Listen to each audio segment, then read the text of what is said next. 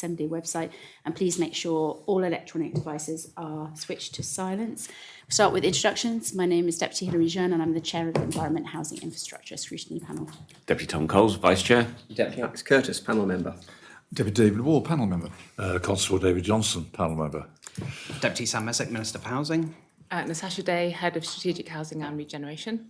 Jack Norris, Policy Principal, Strategic Housing Regeneration. Thank you, and thank you, Minister, for coming today. And as I said, it's our last hearing that we have this political term. So obviously got a range of questions for you to cover off. And first I'm going to ask you about improving access to social housing in Jersey.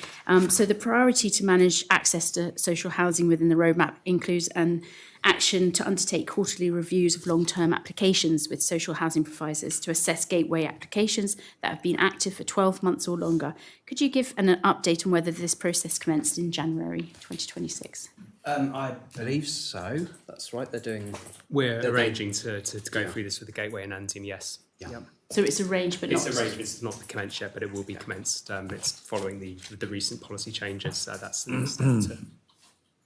Okay, and then once it's active, that will be something that you would feed back to the Minister on in the future? Yes, yes, absolutely. Yeah. Fantastic. And in relation to the proposals to undertake a targeted review of Band 1 prioritisation criteria and allocations, has this commenced and when do you anticipate that this will be on track for completion?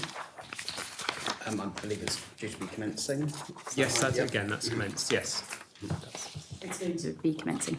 Yes, in the same vein as the previous, that's work piece of Andean and the Gateway, that given the recent changes to 20 to 18, the creation of Band 4, the next step would be to then commence that process of reviewing the existing applications within those bands. And all those can be done during the time where there's the elections and things, so those things will be underway. Yes, without absolutely. any And then need they for can come, so obviously that would be business as usual for us, and then we can come to the Minister with sort of our findings of that and take action where needs to be, those applications. Okay, thank you.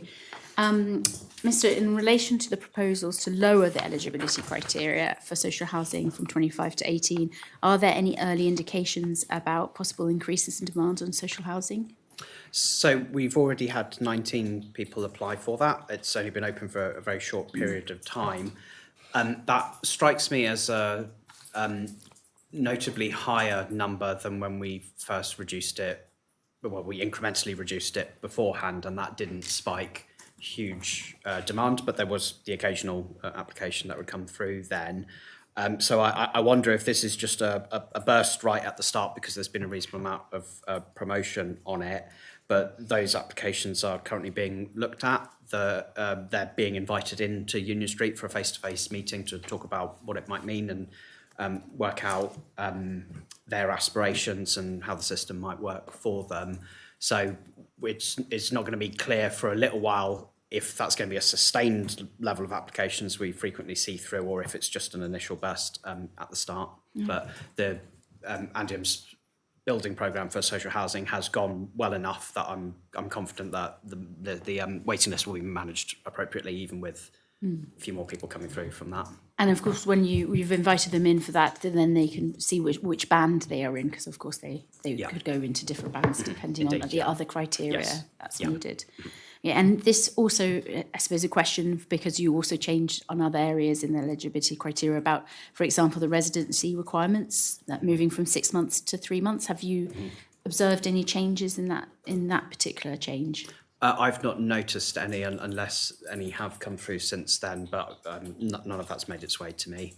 In fairness, that's probably one bit that is one of the easiest bits to miss, because if you're interested in that, it might actually be because you're already off island, in which case you might not be plugged into news items and stuff happening in Jersey. So that's one that is a relatively easy one to miss. So that could be part of that.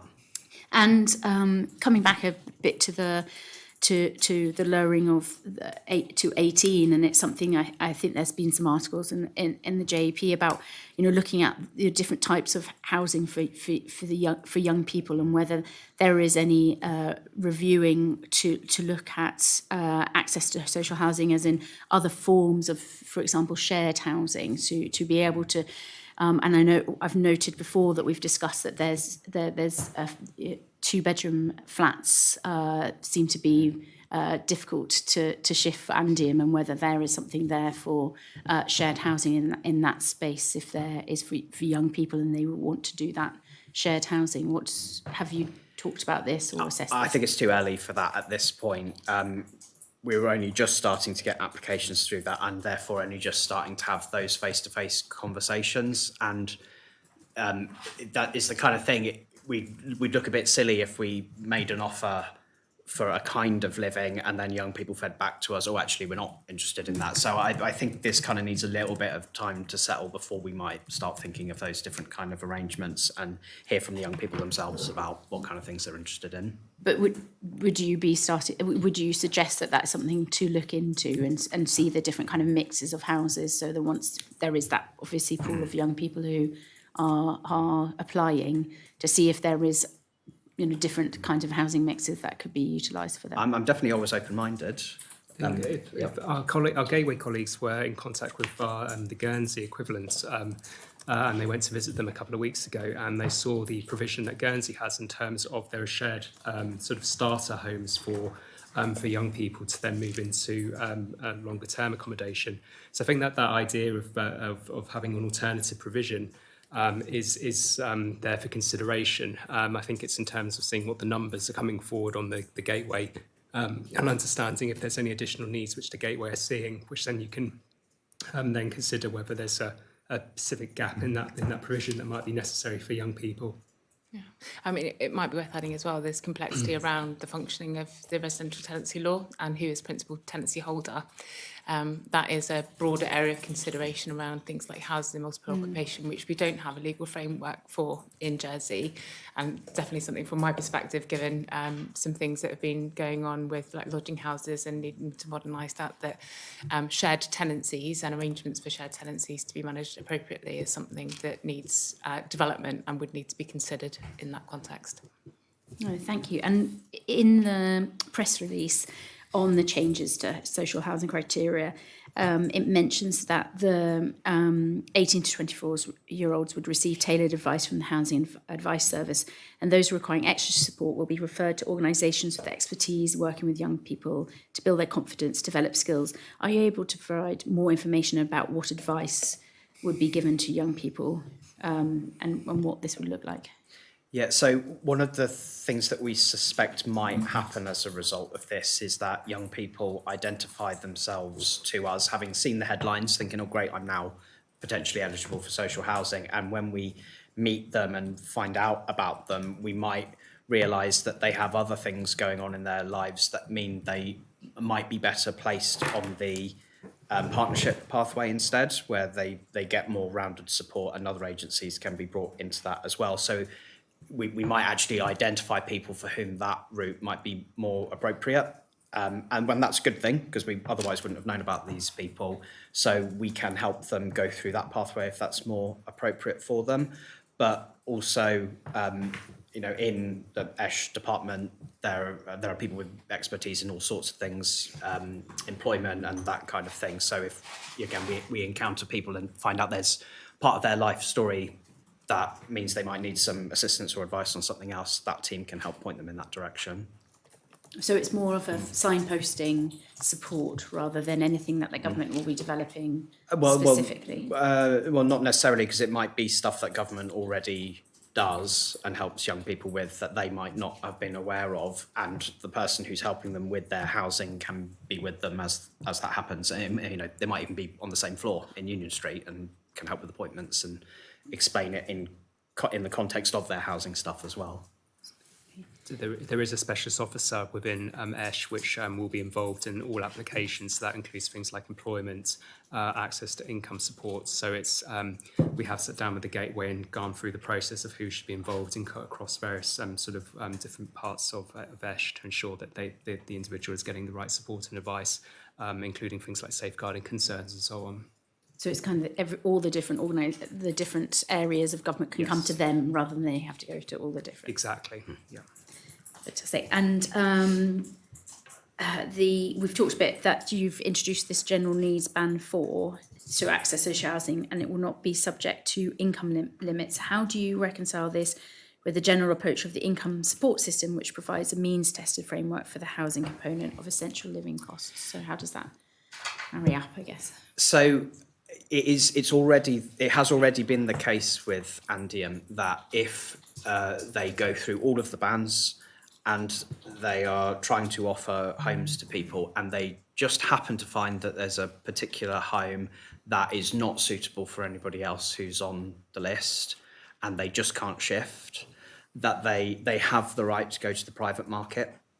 And my view was that you would kind of want to avoid that if at all possible. But if there were homes that really nobody in bands 1, 2 and 3 it was suitable for or wanted, that a band 4 can be an offer for people so they can avoid going to the private market. And that's for people who have simply identified that they just might like the offer of social housing. It might, they might like the security that comes with it. They might like the communities that they would end up being a part of. So it helps avoid going to the private market because you would establish a list of people who are on there just because they're interested. And I think that's better than going to the private market. But it's not something that people are going to be leapfrogging anybody on the other bands, and it's not going to be a mass provision. It will be only here and there, really. And do you think anybody would, knowing that there's quite a long list already, and of course you're reviewing that as well, and part of this change the roadmap, do you think anybody from Band 4 would ever be able to access housing if there is such a... Yeah, from time to time, I think so. But the other thing that we get from it is data of just the kinds of people who weren't eligible for social housing, but obviously wanted it. And we might discover things about that. If there's a common theme in that data, we might realise, actually, there's demand and desire for it from this group of society that might justify tweaking the rest of the band system or the other eligibility criteria if we discover suddenly that there's a gap there. So that can be useful information to us to find out the things that we just might not know already. Yeah, can I just check, is this separate to this deposit element? This changing of the minimum amount of money you had in a bank account? The assets. The asset idea? Is this a separate banding compared to that? Well, it's a new band. Jack will have to remind me, has that gone to band 3 or 4, the asset limit? We can't remember what we decided there. It becomes encompassed within the new band 4. There we go. Oh, right, so this becomes part of band 4. Okay, fine, because I think there's some information out there which says it's band 3, but the deposit limit, but I don't know. We'll double check on have that, a but look it at is that one. band Yeah. 4 in the criteria now.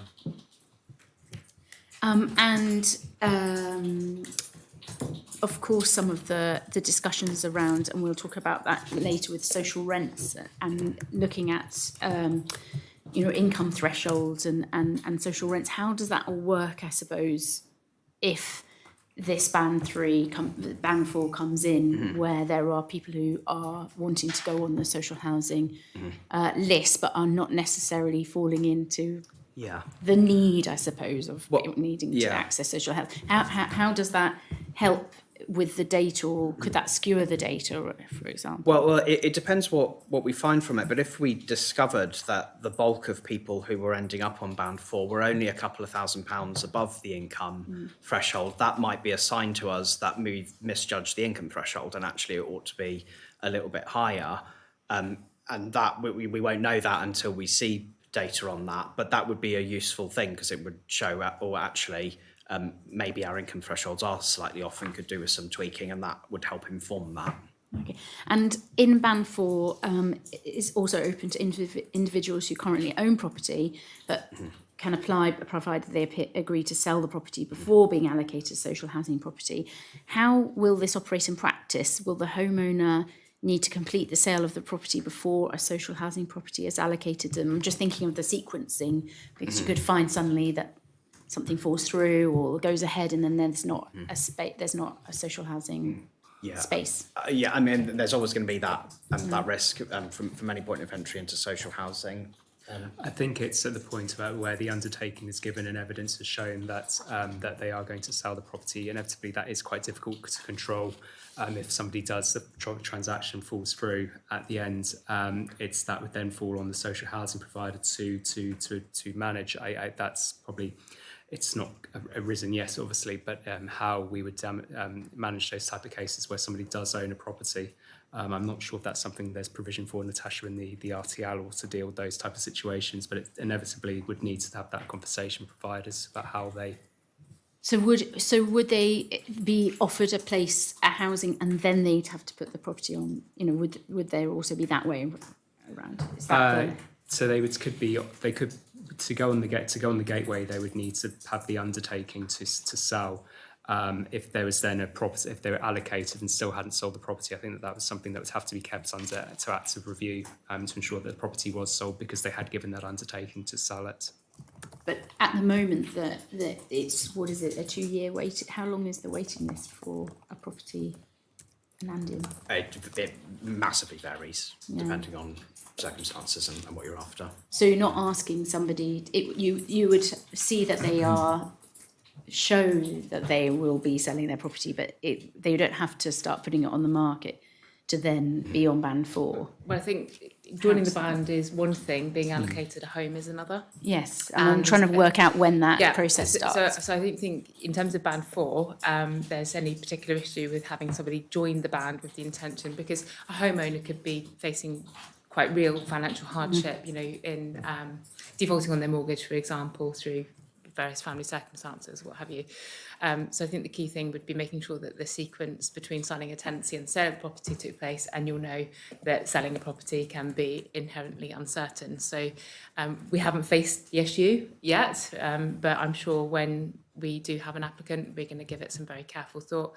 I would imagine it's going to be very unique to the individual circumstances. So what's driving their need or their desire? Is it simply that they don't fancy being a homeowner anymore? Or is it because they are in financial hardship and they need more urgent transition into housing, but it's just because the home ownership is actually causing them to go lower on the gateway? So I think we'd have to take quite an individualistic approach and face that particular one as it arises and learn from it as it goes through. Understood, and I think that is that making sure that there's not a gap where suddenly there is no home because it does happen currently. So there may be cases where someone has a medical need or because an adaptation that's required, so they will own a property currently, but that doesn't suit their needs. And they don't have the ability to move to adapted property for purchase. So there will then be an undertaking to sell that property and to show that it's actively on the market. So we do deal with these situations currently, and I guess that is just a sort of a in band 4. That would be more sort of again to have those discussions with the individual based on their circumstances. Oh, thank you. And just finally about communication, I suppose, and you've talked that already. It's obviously out there because you've got some application or put to go on the gateway already, but what kind of communications has been out there, and will you be doing that on a regular basis for this change, just as it becomes well known? Yeah, we do periodic promotion of the gateway anyway. There was a reasonable campaign last year, signs up on buses and that kind of thing. That's just something that we'll periodically do. Okay, and I suppose the last one, and additional resources to help. You've mentioned that you'll be invited in, the 18 to 24-year-olds will be invited in, for example, to have a discussion. Does that require extra additional resources, or the housing invite, or those? Do you need more resources related to this? I'm not sure specifically, but we felt it would be manageable now. And bear in mind that the Housing Advice Service, I think, either has recently or is about to take on another person in that team as part of growth that we were aiming for in it. Okay, thank you very much. Thank you, Minister. Moving on to the subject areas of empty homes. There'll be a couple of questions there, then we'll move into first steps evaluation of social rents. During the last quarterly hearing, you stated it would be helpful to have a better understanding of what empty dwellings management orders might look like in Jersey. During your remaining term in government, are you able to update the panel on any ongoing work to assess the potential use of empty dwelling management orders in Jersey? No, not yet. No, not yet. During our previous quarterly hearing, you also drew a comparison with empty property tax in relation to options for addressing empty homes in Jersey. Do you feel that you're in a position to make any recommendations to the next government about which options might be suitable for Jersey? No, definitely not. Okay. So, yeah. So, of course, could you give us a bit more? Has work been done at all in this area? None that I've been involved in, unless anything's gone on quietly before being presented to me, because our focus has been on the social housing gateway and social rents review, and there is still a few more months left of the term. But unless anyone's No, I mean, the been main looking work at it was just done yet. under the previous housing minister, the Action on Vacant Properties report, which set out the legitimate options that were for consideration. It explored 2 tax options, for example, and it gave an indication as to which one would be better. So unless the minister was driving to progress the implementation of one of those, I wouldn't suggest there's much more work we could do at this point, and we haven't done any additional work since that point. And will you be planning to do that before the end of the term, the end of the political term, as I think you promised the States Assembly when you agreed our amendments in the budget? that will be starting. Yeah. And when do we see some information, or what kind of things will be commenced? I don't know, and it might not be before the election. It might take a while. I'm not sure yet. That's a supplementary. Yeah, I mean, do you reckon that this problem falls to you, Minister, in your area? I raise the point because it seems to me that it's the Exchequer that's losing out on this, because if it was available and rented out, the rental payable, I mean, is it something the Treasury Minister or other ministers should take under their wing? All the constables. All the constables, if we were doing it through a rate system, which is theoretically an option. I'm not saying it's the right one, but it's not. I'm not the Minister for Tax, so it wouldn't exclusively that's be concerned me. with taxes. It would have to be across with other political actors. The rates are so small that I'm not sure it's too much of an incentive. Well, yeah, indeed. I don't know. You could have a 10,000% surcharge or something. Who knows? Okay. For the record, that's not what I'm suggesting. So on the first steps evaluation, in our last quarterly hearing, the panel was told in relation to the evaluation of the first step scheme that, and I quote, "We are seeing the tranche 4 coming through and that should be completed by the end of January. Looking at the numbers of applicants, the average loans and the average loans that they are receiving. Has tranche 4 of first steps been completed? Yes, I believe so. Are you able to provide updates on outcomes of tranche 4? If you could be more specific about what specific outcomes you're after, but we can say that tranche 4 gave out 11 loans. That takes us to 65 in total across the 4 tranches. I can tell you the average bond that was issued was 36.73%, ranging from 24% to the full 40. The average bond was 129,000. And anything else you'd like to know, we can get that for you. Have you got any sort of average age is 38, youngest was 27, oldest was 52. average property type? Property type, that's not on my papers, but we will have that. I've got a whole dashboard. Yeah, So it's, yes, the average. The most accepted property type was 3-bedroom homes, which was 24 across the whole scheme, so across all the tranches, and then 2 1-bedroom flats, there were 14, and then 11 of those were 2-bedroomed and 4-bedroomed houses. What sort of data sets are you looking at to make the assessment as to whether or not the first step scheme across the 4 tranches has been successful, and what improvements would need to be made? Yeah, well, I'll jump the gun and say it has been successful. It has clearly been popular and has had good feedback from those who I've spoken to who've benefited from it. But perhaps the greatest difficulty we've had with it as just not having the funding to do as much as we would, potentially like to do. And if we secure more funding, the model as it is will still do good work and would still be a good thing. But there'll be things that we'll want to do, like looking through rejected applications and work out why they were rejected. People were applying who had to be told that actually they weren't eligible. If there's a pattern in that, again, it's similar to the social housing gateway, if everybody who was rejected is just a few £1,000s over the income thresholds, maybe that's something to look at. So looking at those who whose applications were rejected and seeing if there's any common themes can help us there. And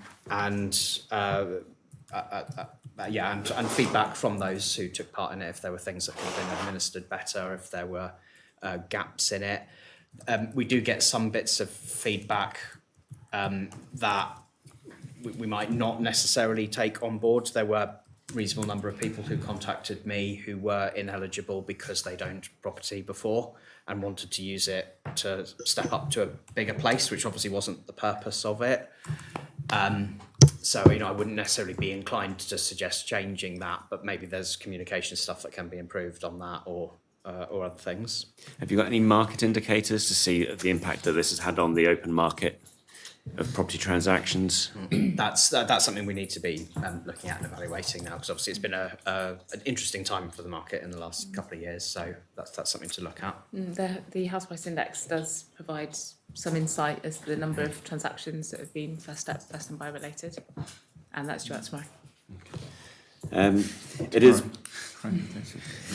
It was reported recently in a BBC News article that housing industry experts are optimistic that 2026 will be a better year for people in Jersey looking to buy or sell homes. So what impacts do you believe increased housing market activity will have on any new iteration of the First Step scheme? That's a good question, and I to be honest, I don't know at this point, because if the next government wants to do more of First Step, it's going to need to find the funding for it, and it's going to need to put it in the budget, and the budget process starts entirely after this term of office is over. So it's down to our next batch of states members and government members to decide that, and that will partly be down to whatever their political priorities end up being, and how they assess things. So just, I think this is relevant to your question, but early on in this, after the first tranche, we did pivot slightly to target the scheme a bit more at larger homes as opposed to one-bedroom flats, and that was because we were looking at what was available at the time and what was going, and there was quite a lot of one-bed flats. They weren't the hardest part to access, it was the bigger homes, and we noticed that at the time and were able to pivot. So if, when it comes to future tranche, we look and we see that there's another first-time buyer scheme offering a particular type of home, why double up with First Step when you could tweak that to to target it more at another area where it's a little bit harder to get it? So we'll be looking at what else is happening at that moment. And there is aspects within that you have people who are in private one-bedroom flats which are trying to move up the scale, and part of the good side of First Step was actually it can encourage people who are stuck in those one bedrooms who aren't able to find a purchaser through an assisted pathway. With a lot of these schemes shared equity schemes producing one bedroom flats, is that they're not inhibiting another section of the private market? Well, part of First Step, because the homes themselves were not homes that were part of a first time buyer scheme, it was the person that was a first time buyer, not the home. The idea was that you would help unlock chains there and enable people to have the wherewithal and the financial recourse to move up from it. And I think we might have some data about chains that ended up being unlocked because of that. But that was, the benefit was not to be 100% for the buyer. It was for them to help acquire homes in the private sector that weren't first-time buyer homes that somebody else might have. Because the person selling it is not having to sell it at a discount because of First Step. It's the buyer is the one who feels a kind of discount, not the seller. So that helps, and that is different potentially to other schemes. Okay, I'll move on to social rents. For context, the review of social housing rents published in January 2026 highlights that social housing providers should support current social housing rents policy, where rents are set at up to 80% of market value. However, social housing providers have also identified areas for improvement that include better aligning rent and income support payment cycles, enhancing support for tenants transitioning from private rented sector into social housing, incentivising right sizing through rent policy, and introducing flexibility in the rent cap to reflect rising operational and capital costs. So first question on this, Minister, is the insights from the social housing providers set out in the review highlighted concerns of social housing providers about intensifying cost pressures. Have you collected data about the cost pressures faced by social housing providers? What kind of data in particular? Because I mean the cost pressures come in different ways. So if a social housing provider is also building lots of homes, then they need to make sure they've got the financing to pay for that, and that can be different depending on what a particular social housing provider is trying to do at any given time and what the state of their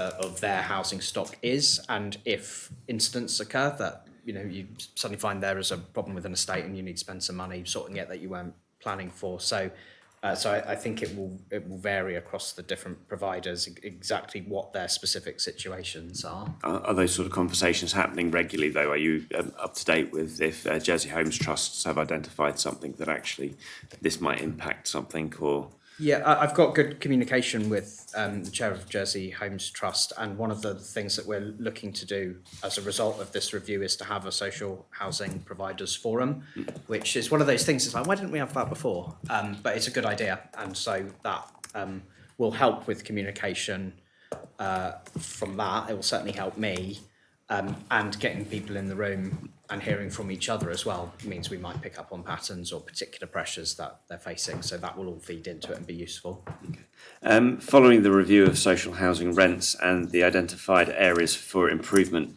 to the current social housing rent policy, within what time frame do you believe these improvements should be made?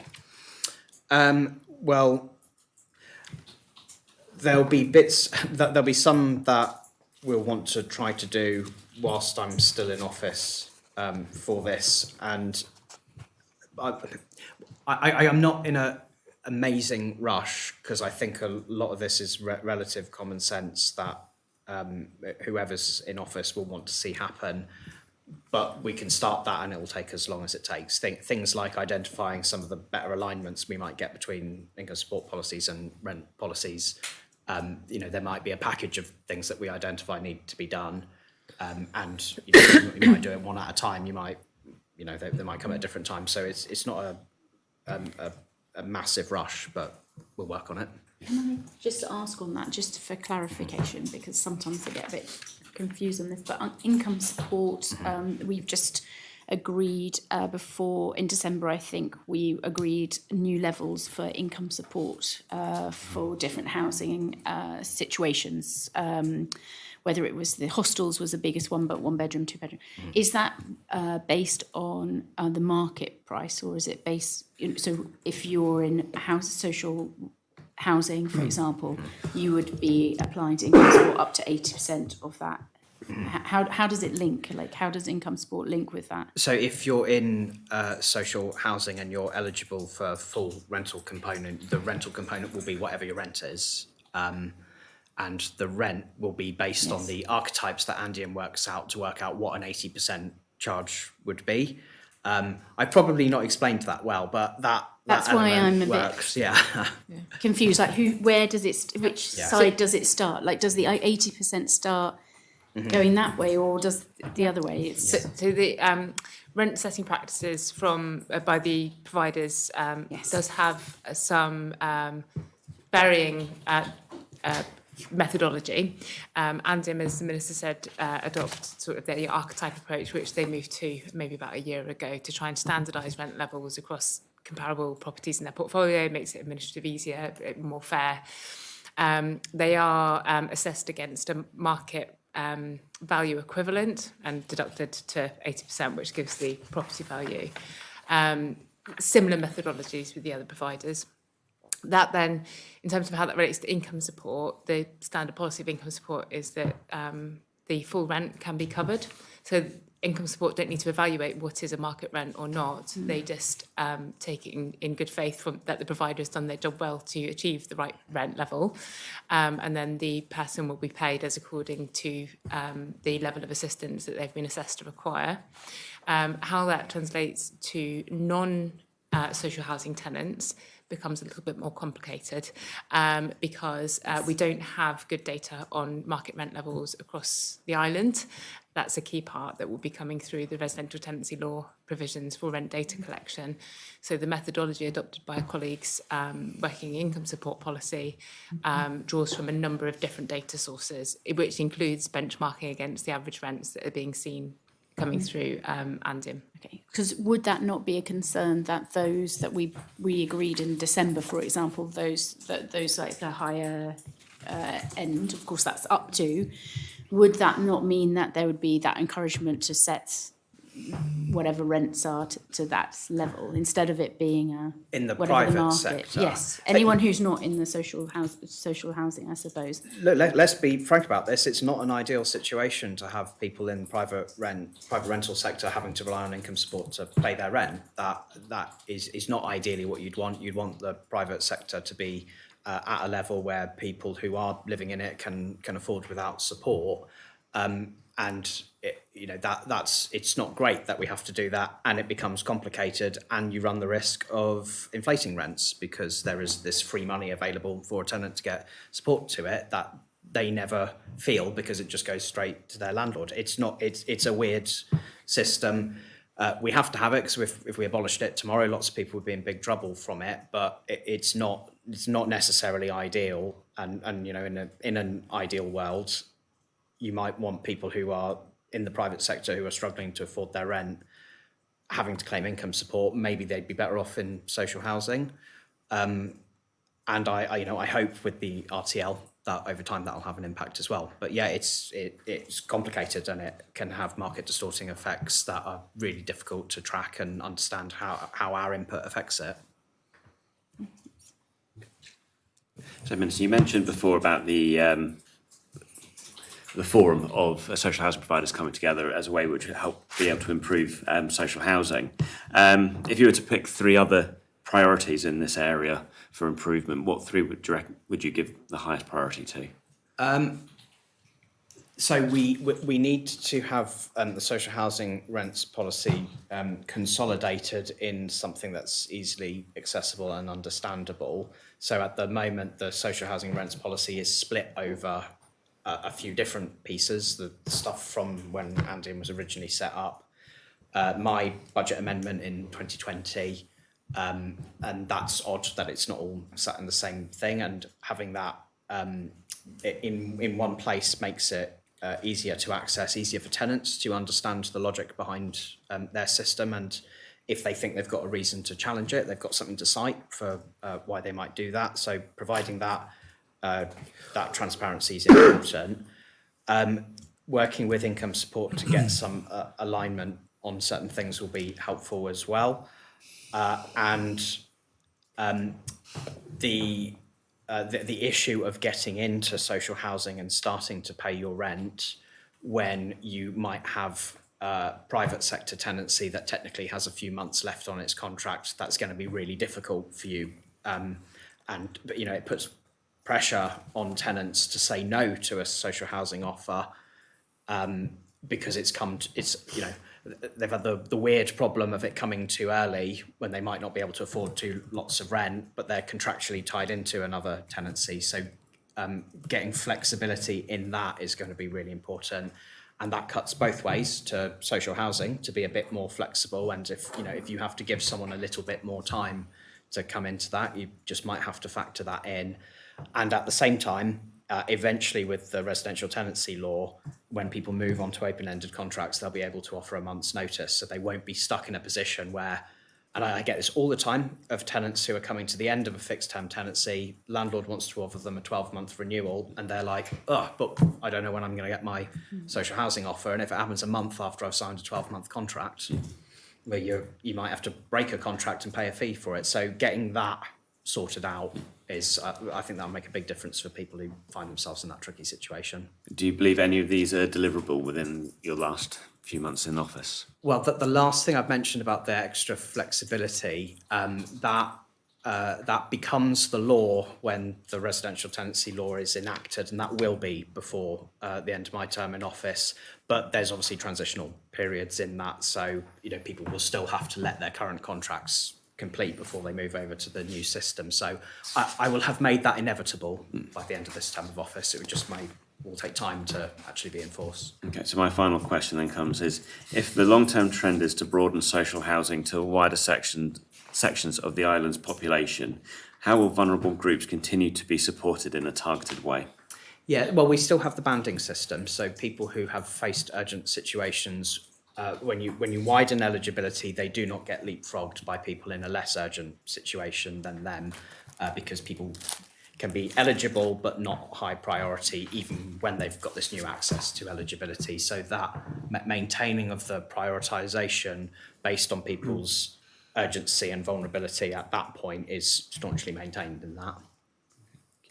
Thank you. Can we move on to homelessness? So the progress update on addressing homelessness in Jersey states that progress has been made to establishing a complex needs team. Please can you provide more information about the work to establish a complex need team, including the work enhancing collaboration with health, justice and social care services? Yeah, Jack, do you want to?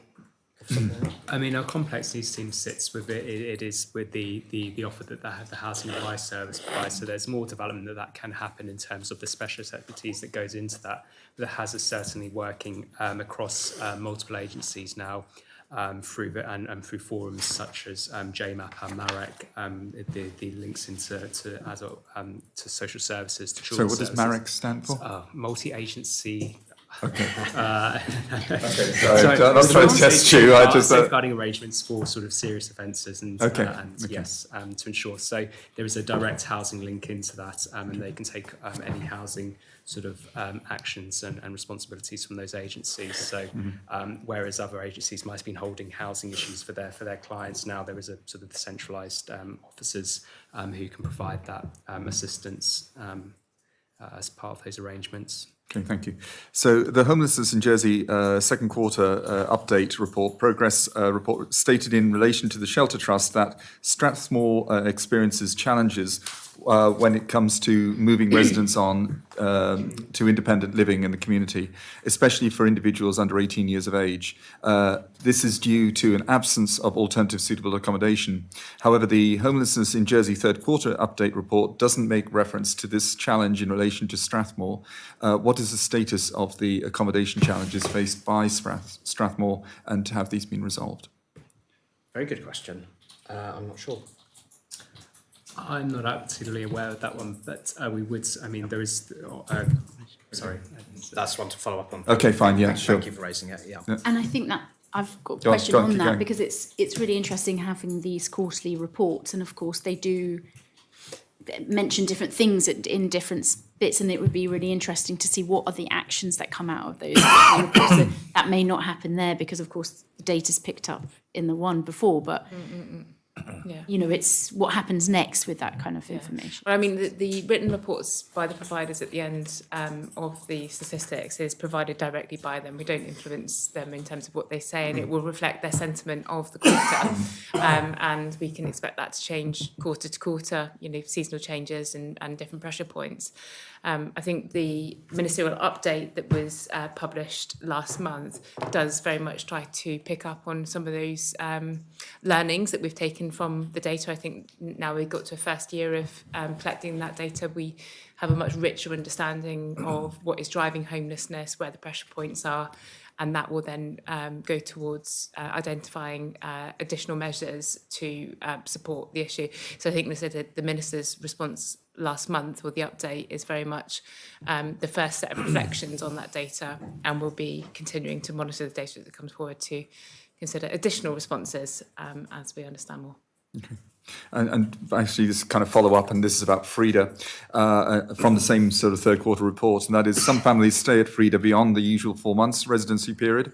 This is often due to waiting lists for social housing or because families do not meet the criteria for qualified or affordable housing options. What assistance or engagement are you providing to Frida to address challenges to do with waiting lists and housing qualifications? Well, so on that, we have made really good progress on a particular point in that, and that was a direct result of feedback that I had when I visited them and spoke to them about some of the issues that they face. But one of the issues with housing qualifications is you could apply for housing qualifications early on the grounds of hardship, but that did not automatically come with the right to access social housing, which would still be 10 years irrespective of whether you had qualifications or not. And that always sat uneasy with me, but we have been able to change that now. And so those people wouldn't now get the offer of hope of being told you've now got your housing qualifications, only to suddenly have the rug pulled from beneath their feet when you find out, but it now doesn't include social housing. So those people are now automatically eligible from that point, which they weren't before, and that's a really good step forward. Okay. And that's something in the roadmap that you've just was specific within that. Yeah. Okay, so carrying on with our infamous third quarter report, in relation to Shelter Trust and Aztec House, the report states that the main challenges faced in Q3 relate to the application and processing of income support claims, in particular, where there are delays in receiving income support payments. Are you engaging with the Minister for Social Housing in relation to this? Social Security. Social Security, sorry, I apologise. I haven't personally had that conversation with her, but that's something I can take up. Okay. Okay, so regarding the Shelter Trust in Devon House, the third quarter update report states, in cases where accommodation is provided by social housing providers, delays in fitting flooring often prevent service users from moving in. During this waiting period, rent is still payable to the provider, even though the individual continues to reside at Evans House. Have you addressed these challenges with social housing providers? The flooring issue has been annoying and difficult. I don't think we're at a position of having resolved it, but it's something that we need to keep pushing on.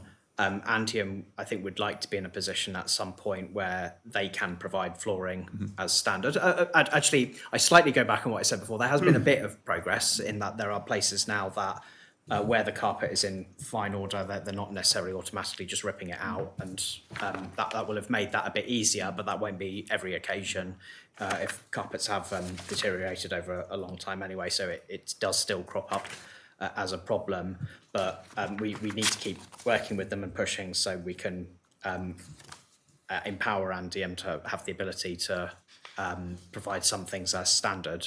And yeah, we need to keep pushing on that. But it's a cost issue, I'm conscious. Yeah, indeed, and that does make it difficult, yeah. Minister, the Jersey Homeless Strategy published in 2020 is now more than 5 years old, and the Progress Update report published in January 2026 states that the next phase of policy development must focus on improving the delivery, integration, and impact of homelessness services and accommodation provision. Do you intend to review this strategy or make recommendations for the next minister in relation to reviewing or assessing the strategy? Not separate to the document that we've already put out. That's provided a baseline for that, and whoever is minister after the June election can pick up that document and work with it from. I mean, I think the question is kind of what next. Yeah. I think is. I think because you're talking about just to be clear for the records, it's the update progress report that you published recently, and of course it was looking backwards a little bit about what has happened, reviewing on all the items that were agreed in the strategy. Where I felt was missing was things about what next, and I think as Deputy Wars just mentioned, what really is next. That you see that are the big things that carry on. I got it. The previous homelessness strategy is not redundant now. It does still have things that are outstanding in it, or things that even if we've made progress on, we've not made like complete progress where you can officially tick it off the list and say this is no longer an issue for us. So it does still have relevance and will still be a guiding document for the future, and that's helpful. it would be helpful for the next minister having an understanding of what has been achieved so far and the things that, and I think it's clear from some of them that there are still things that can be delivered further on it. So the Housing Advice Service, that is going to continue evolving, and whoever's the next minister should know that they need to support that service, fight for it, and try to be responsive if it needs further resources to provide the support and links in with other services as is necessary. That I hope that kind of goes without saying. Yeah. Okay. I suppose the other things is what Deputy War was just referencing certain things on the data, for example, and of course there's the collection of data can continue, but to what end? I suppose is probably because the strategy doesn't really talk about to what end. It talks about setting up the data, but it doesn't say what it's using that data for or what would the next steps be in that. So that would be. Yeah, well, I mean, the reason why I referenced back to the strategy update in light of the data that's been produced is tactical responses have been almost immediate. As those reports have come through, we've been able to quite quickly identify where some sticking points might be in the delivery of government services. So I think the first quarter there was some changes to prioritisation that helped to surface actively homeless people at the highest risk.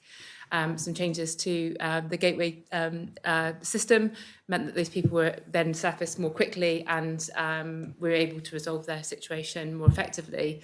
And we have repeatedly, each time the new data set comes through, say, okay, what are we learning this month and what changes can we make? So, the changes to the eligibility for people with residential qualifications as a barrier was then reflected in the roadmap. So if you look across the Minister's policy response, the easier to implement more tactical responses that actually can have quite a significant impact on those individual cases have been immediately implemented. What is more challenging is when you look to the more strategic responses, which generally carry greater cost, like providing additional forms of accommodation or altering the structure of the accommodation provision. That I think needs a longer period of data. We have only just got through our first year and we've made changes to how the data is collected. So we don't actually have trends yet. But I would say definitely it'll be a conversation that I'll be looking forward to be having with the next housing minister as that data is settled, is telling reliable stories about what's happening with the accommodation provision and where they may want to go next with a strategy.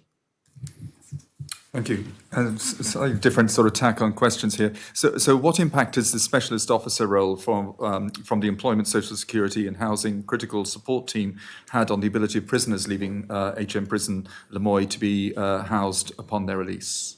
Well, so they physically go to the prison frequently now and will help those put pathways together, get them linked in with whatever other services that they need to be involved in, and that will help those people. I'm not, yeah. Yeah, that's just checking. Yeah, just sure. checking in on that one. So I'm just having a quick look through here. I think most of this has been individuals experiencing this. Yeah, I think there's not a lot on that one. I think we're doing a bit of repetition. Okay, so yeah, so Homelessness in Jersey report, quarterly again, goodness me. Minister, the panel notes that the main causes of homelessness amongst men are related to drug and alcohol misuse. And for women, it is domestic abuse.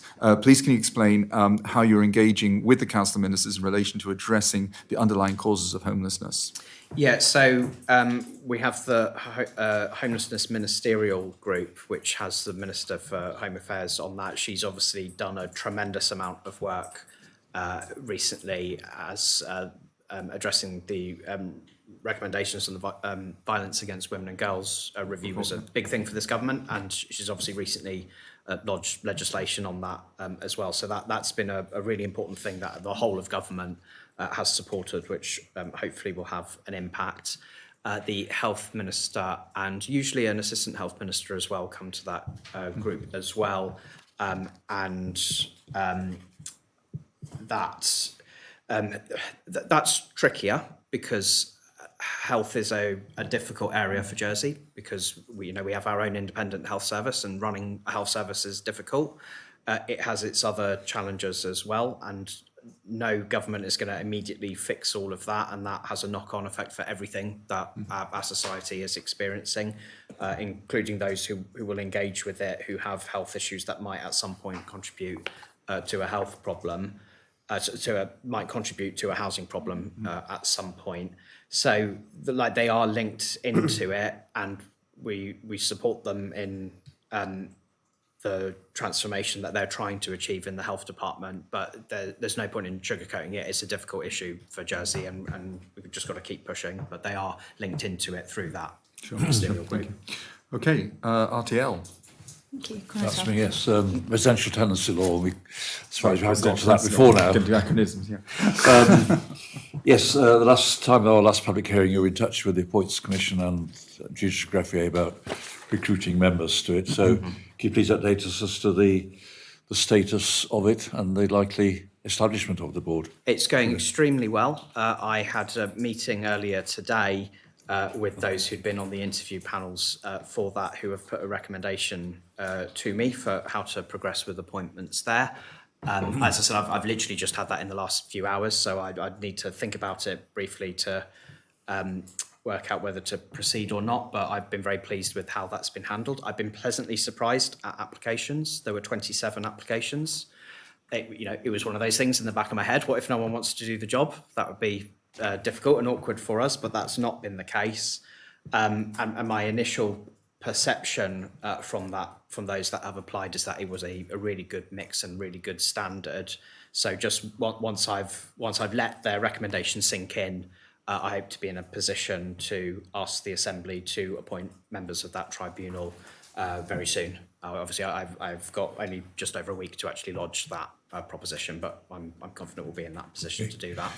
To clarify, there'll be two stages. One is the appointment of the chairman, and then the appointment of the tribunal members. Yeah.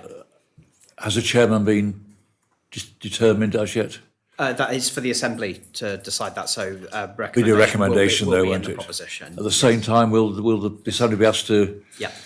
The whole thing. approve the whole package, as it were, Yeah. with respect to the members? Yeah. Okay.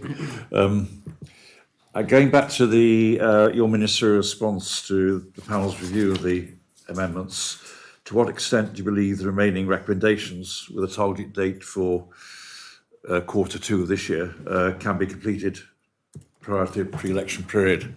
And if you want to be reminded of what they are, I can do so.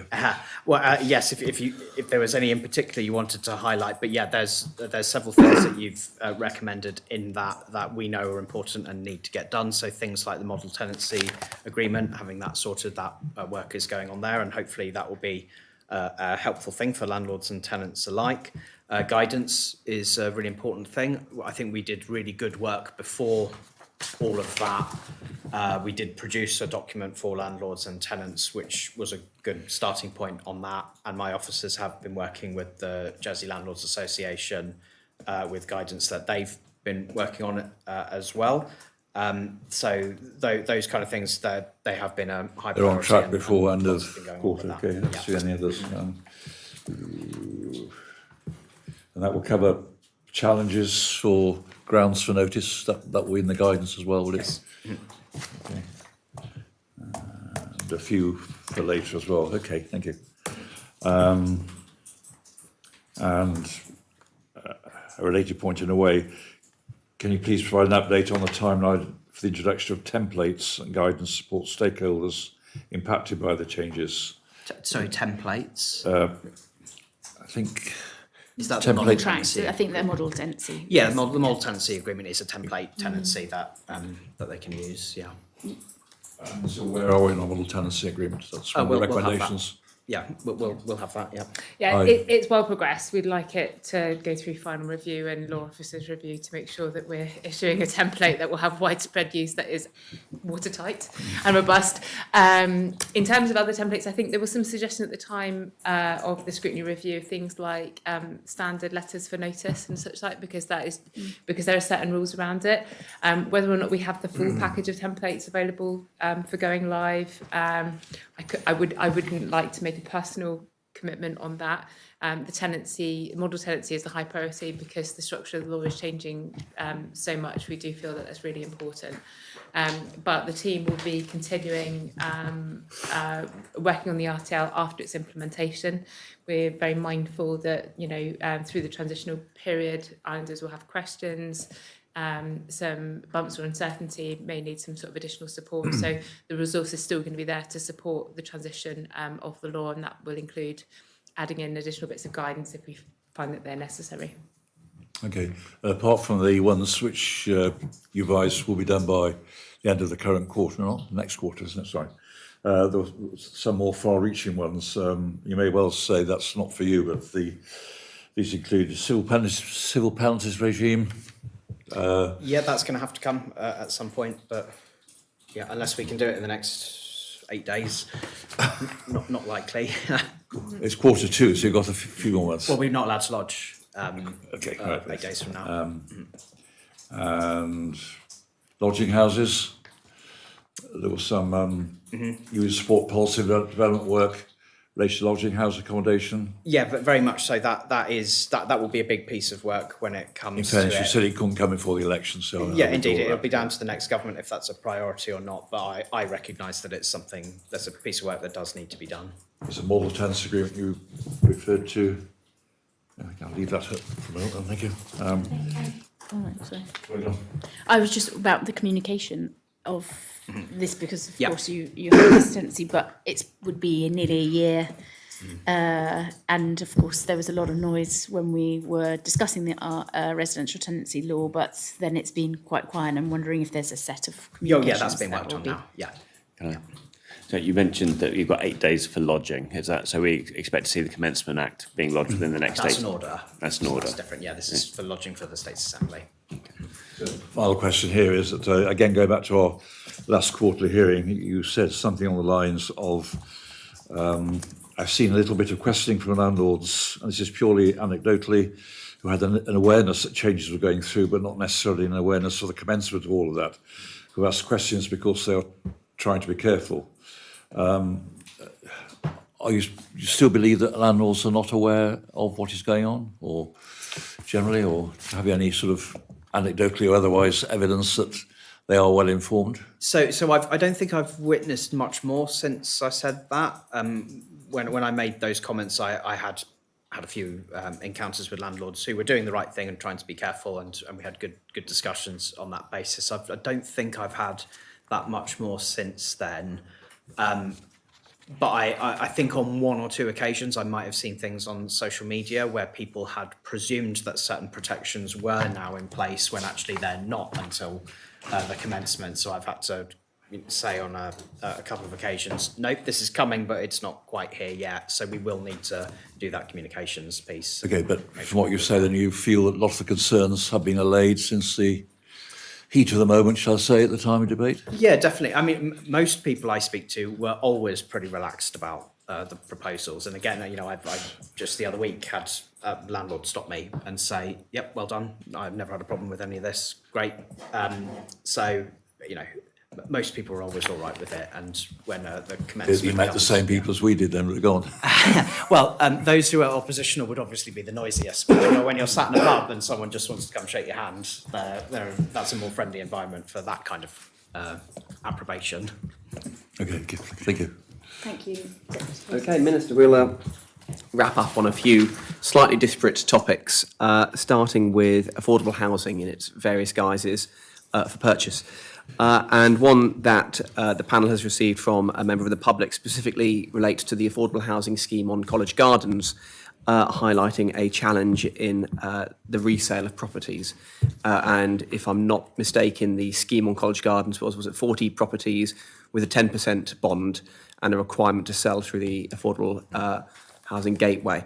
Are you aware of the same challenges that people are facing? And is that scheme showing any challenges greater than other schemes? Yes, to both of those questions, it is. It's difficult, and that's going to be a tricky one to try to resolve and get to a better position. There are options before us about what we might want to do, but one thing I've done one thing that I could do relatively simply that I'm hoping will be a little bit of help is that some of the restrictions that I could loosen a little bit, I have already indicated I will do to help particular applicants. So that's things like being able to sell potentially to downsizers as opposed to just first-time buyers. So that opens the pool of potential people to buy, and the ability to sell to people who are moving sideways. So from an equivalent sized property to an equivalent one, so neither upsizing nor downsizing. So I've offered that to some who've communicated to me that they've been struggling. So that's not a complete lifting of the restrictions, but loosening them a bit so that there's still some public goods maintained in that. That was a scheme that arose at a time within all of the evolution of our affordable housing products that now we're getting to a point where some people are looking to move on. We have encountered difficulties with that, and I'm sorry to those who are experiencing that right now. But it's something that will require some thought as to how we might overcome that. It's important to clarify that the Minister for Housing isn't the sole Minister with responsibility for that scheme. So the Minister for the Environment holds responsibility for the planning obligation agreement that restricts the property in its most formal sense. The Minister for Housing has the ability to determine who falls under the scope of a first-time buyer. So it is down for the Minister for the Environment to consider any changes to the overall restrictions on the property. And I'd also identify that the Minister for Treasury and Resources is the holder of the bond. So we have a ministerial triple lock on that particular development, depending on what part of the scheme you're looking at as to which minister would be responsible for dealing with it. And I'll dive into some of those kind of the policy intent behind why we have those. And you mentioned kind of why one might widen the criteria, and I want to question more there. But back to your confirmation that College Gardens is a particular number. Could you drive any more specifics about what's causing the pinch? Is it the fact that things have to go through the Affordable Housing Gateway? Is it that 10% of a bond is a particularly small number? What about the scheme can we learn as members who then might interface with a minister now or future that explains the challenges faced on this site? Yeah, look, we can't give a definitive answer to that because it exists in a market, and there'll be all sorts of reasons why some things are attractive or unattractive to particular buyers and sellers. So there's no absolutely definitive answer to that, but it would be logical that the 10% bond when Andium does 25% bonds on other properties might make other products look more attractive to some people, but not necessarily everyone, but some people that might be it. The resale restrictions, and that's to a limited pool, some might argue that restricting impact and limiting who might be available to buy a property makes that harder.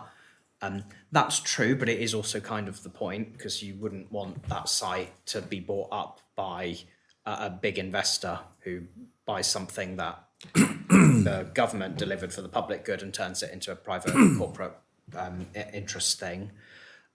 So it's complex, and there's not necessarily a clear answer for every one of those.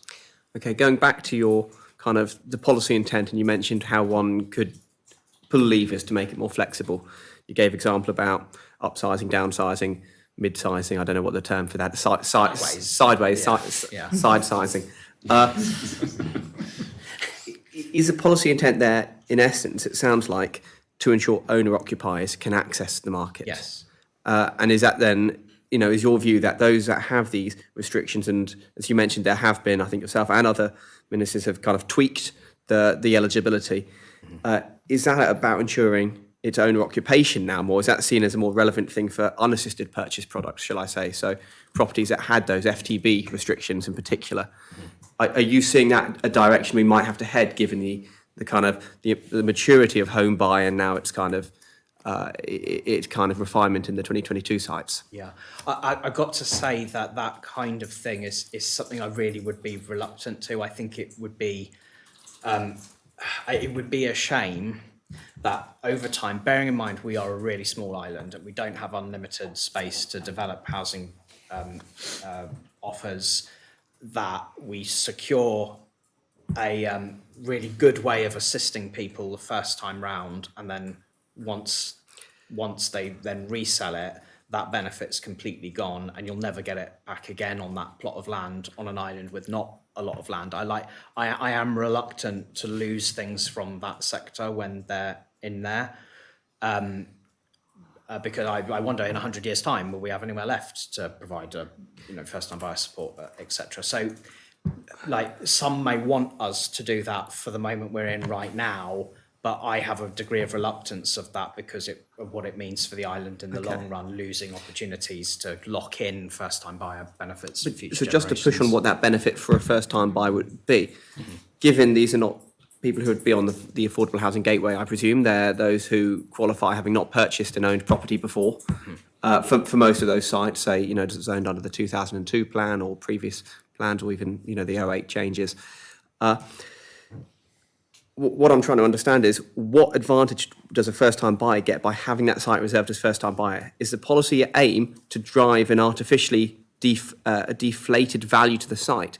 And is that, my question would be, do you have the evidence that those who bought them were buying materially undervalued? Because checking kind of the debate at the time of the 2011 plan, there was a lot of debate by states members that much as they were zoned for first-time buyer, the market wasn't selling them, much depressed. So, do you see the challenge that actually if that's the policy intent, you might not get people selling because, their expectation is this is a site for anyone with their first-time buyer, but there's no affordability restriction. Yeah.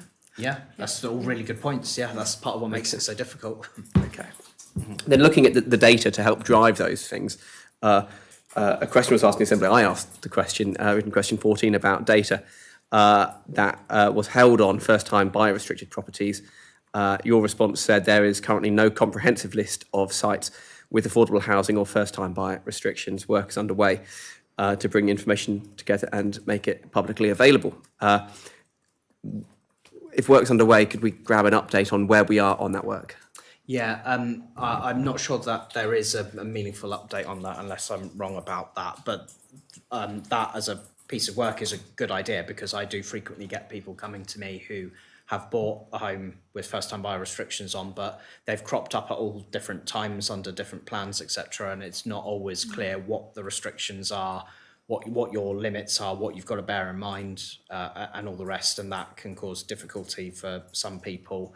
It theoretically could cause difficulty with enforcement if nobody knew that there was restrictions on or what have you. So that will be a useful thing when it's done. I'm not sure where it is at the moment. Yeah, I mean, it's a piece of work that's been going on for a long time, gradually trying to add to that list as other historic sites pop up. And I think that's as a result of, first of all, not having a housing department that was actively monitoring these sites anymore and maintaining a comprehensive list.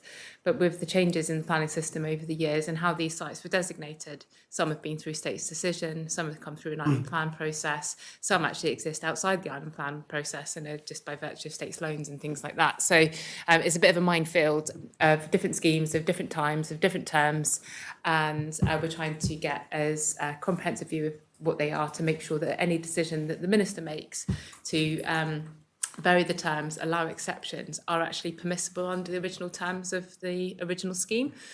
So there are some that are quite locked down by their original terms, and the minister doesn't have that same flexibility to determine what happens to that property.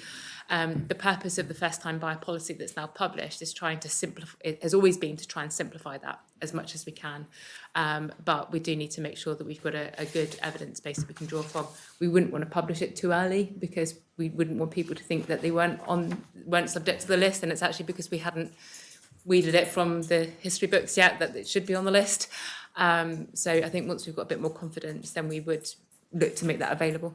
Okay, And I guess, you'll have decreasing confidence as you go back in time. You'll probably have a very good idea from 2002 onwards. That's, 23 years of development and hundreds of houses. And you go back to, 88 where you've got your digital records. So I guess at some point, would you feel confident publishing from one date onwards so that the island at least understands housing stock delivered after this date is known about, and then we're doing our more manual tranche kind of exercise? That might be something just from a risk opportunity balance for getting data out there versus communicating to the public. You're happy to play on that. Okay. It sounds like we need to bring you in. You've got some good ideas. I've got some data.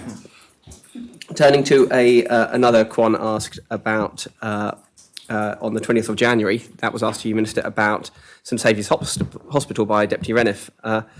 And I think you said, I understand that the Minister for the Environment supplementary planning guidance has been published, but I'm not specifically aware of any work from Andium to develop more of the options. I can ask for a greater update on that if the Deputy would like me to.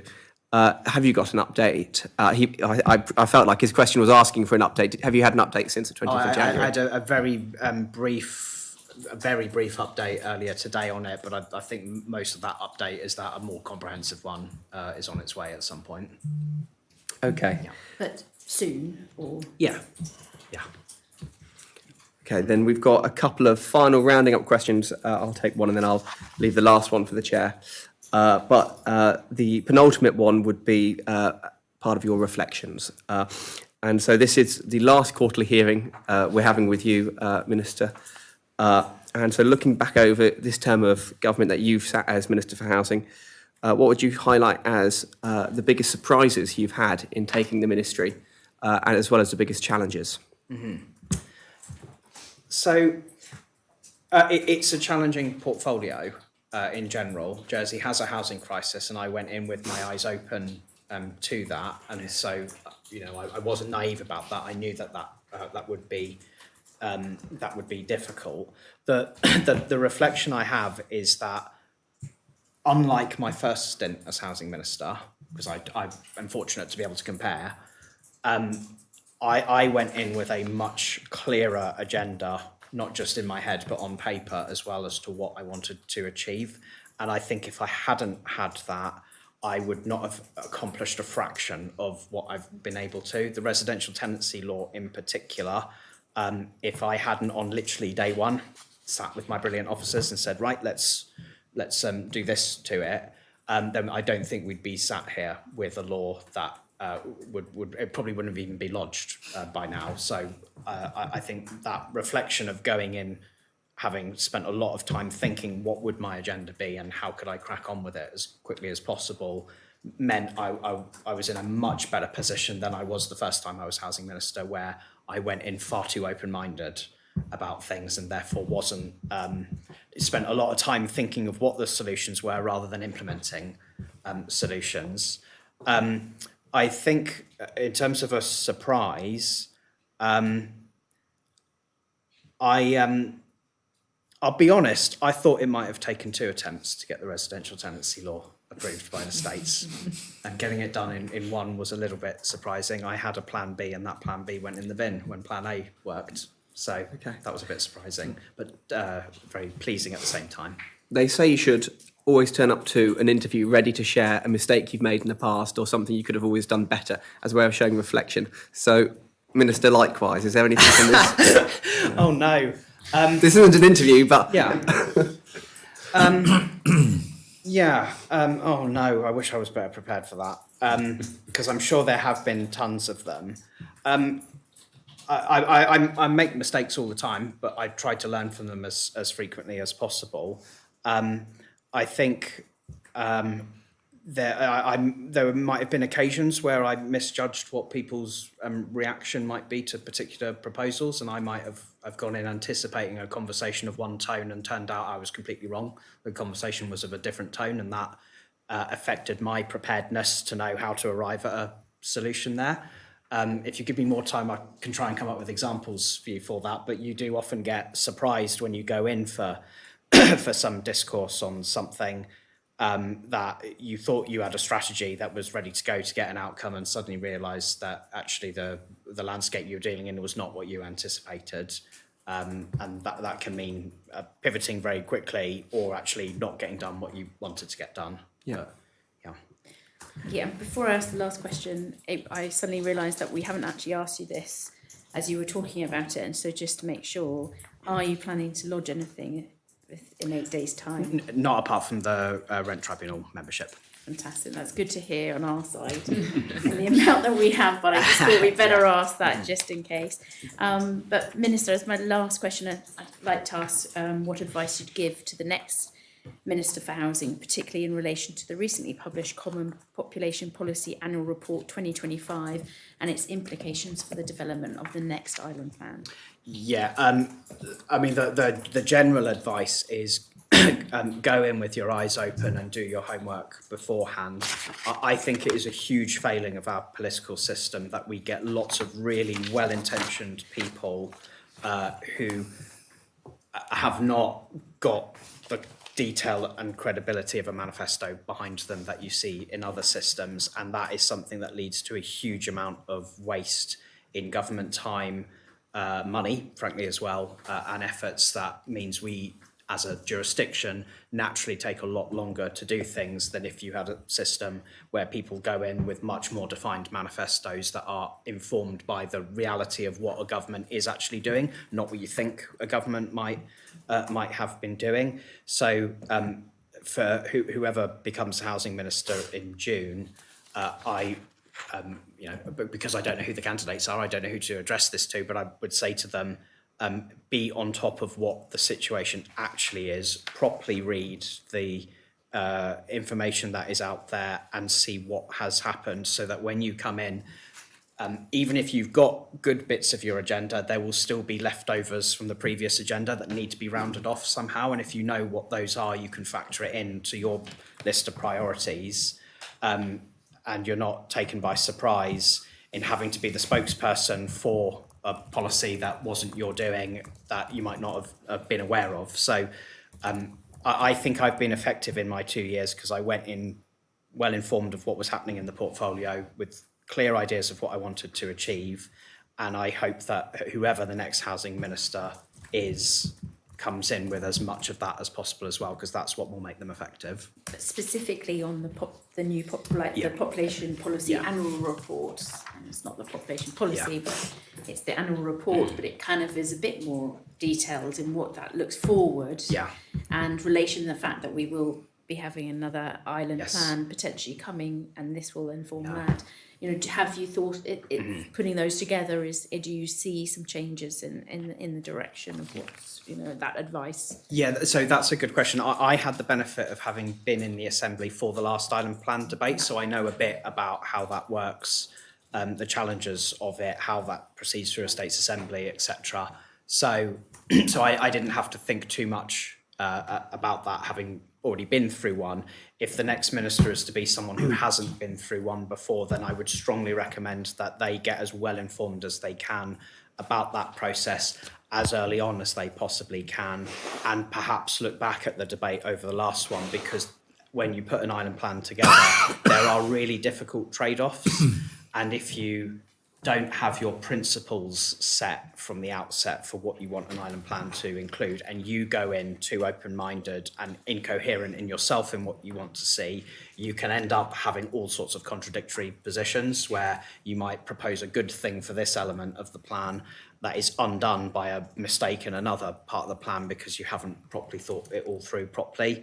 So that the next minister needs to know that the next island plan is going to be a big part of what they've got to do, and they need to get on top of how that process works and what it actually is. And if you end up in office having never heard of it because you actually hadn't studied the politics much before, you've got a lot of catching up to do, and the time you spend doing that is time you're not spent pursuing the other parts of your agenda.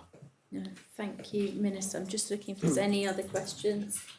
Well, thank you very much, Minister, for this hearing, but also all the other hearings that we've had in this fiscal term. And thank you very much, officers, as well, for all the feedback that you have given us, both in hearings but also in follow-up letters that we've sent to the Minister and obviously in briefings, etc. So